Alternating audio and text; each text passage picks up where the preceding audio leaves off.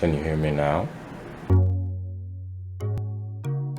Yo, Daily Dad. Let's jump right into it. First things first, gratefulness practice. Feel free to join me by commenting down below with what you were grateful for. I'm grateful for many things. I'm grateful for the fact that I'm starting to feel a little more like my regular self, starting to feel better. I've been sick, unexplainably sick, the last couple days, and luckily that seems to be over.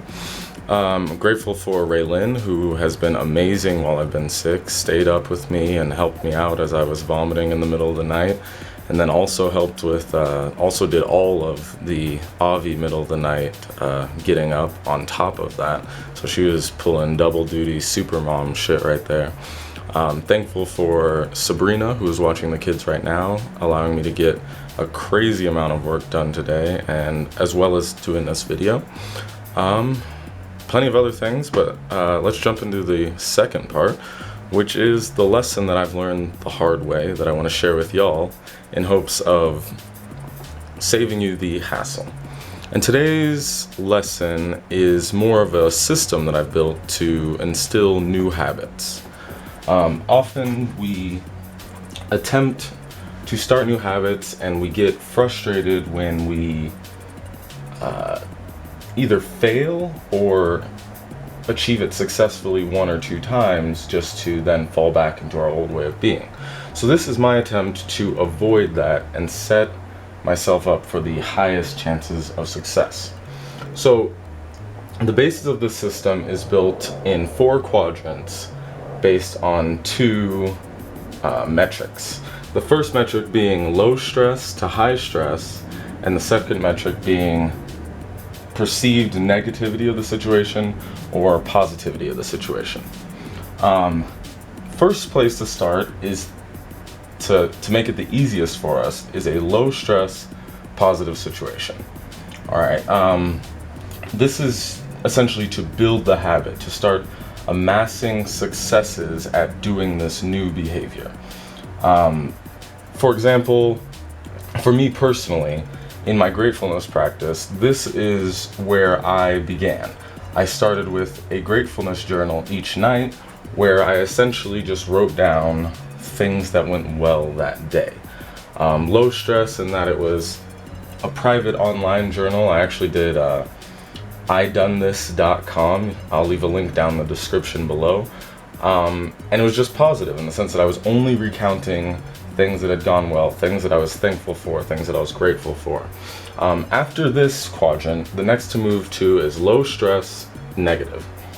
And this is to start building a little flexibility of the behavior. In my practices, we did gratefulness here, so let's do empathy. This may look like low stress, negative. When Kaizen gets a bump or a bruise or a minor scrape or something, or perhaps he's doing some sort of exaggerated overreaction to, a disappointment. These are the situations where I have an opportunity to, instead of getting angry or upset or whatever it would be, I have an opportunity to put myself in his shoes and attempt to understand what that experience is like for him, not for me with the knowledge that I know and the things that I've gone through. After we've done this and built the flexibility, we're amassing more and more wins, getting to about 50% of the time, 50% of the situations, but again, all low stress situations. Then, and only then, do we move to quadrant 3, which is high stress and positive. For me, this looks like the situations that I can get into a flow state in when I'm performing on stage, or perhaps when I'm creating a script or arranging or composing a song. This is an opportunity, let's see, we did gratefulness, empathy, gratefulness. Perhaps when I'm on stage, I can take a moment to be grateful for the other performers who are up there and allowing that moment to happen and all the hard work that they've put in. I can be grateful for the audience and the fact that they have come out to see us, or and that they're supporting us through their applause and their attention.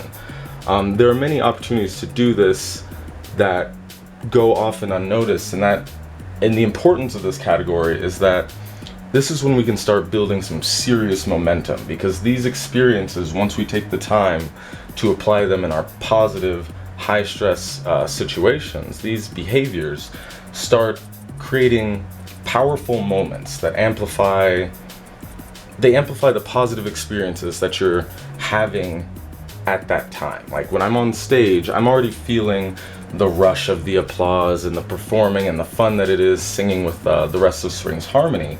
But then to take that time and really be grateful for what's happening there allows an even deeper sense of all of that. And it allows me to become in more direct contact with my experience in that moment. Next up is the dreaded fourth quadrant of negative high stress experiences. And earlier we talked about how we often fail at changing behaviors, and I feel like it's because we start here, which makes perfect sense. This is where the stakes are high, where, this is where you're getting upset, this is where you're getting anxious, this is the things you remember, the things you feel the most. So we want to start there. But the problem with that is when we get angry, when we have these, negative high stress situations, we often stop thinking clearly. We resort back to habits that we've had. And so if we've instilled this new behavior in these three quadrants, the habit that we're falling back on is the new behavior. It'll no longer be new anymore. And so for me, an example of empathy within this situation is perhaps I'm having an argument with Ray Lynn, and instead of being, pig-headed or bull-headed or whatever it is when you're obstinate and you're stubborn, I could take the time and to try to put myself in Ray Lynn's shoes and go, well, how is she experiencing me? How am I coming off to her, from her point of view, instead of trying to put everything through the filter of how I personally am experiencing it. So that's my system. Perhaps if there are any improvements on it, or any ideas you have, I would definitely love to hear about them down below. But this is what's worked the best for me right now in instilling new behaviors that are sustainable. They stick and they last. So that's all I've got for today. Hopefully that was helpful. Until next time, have a good one.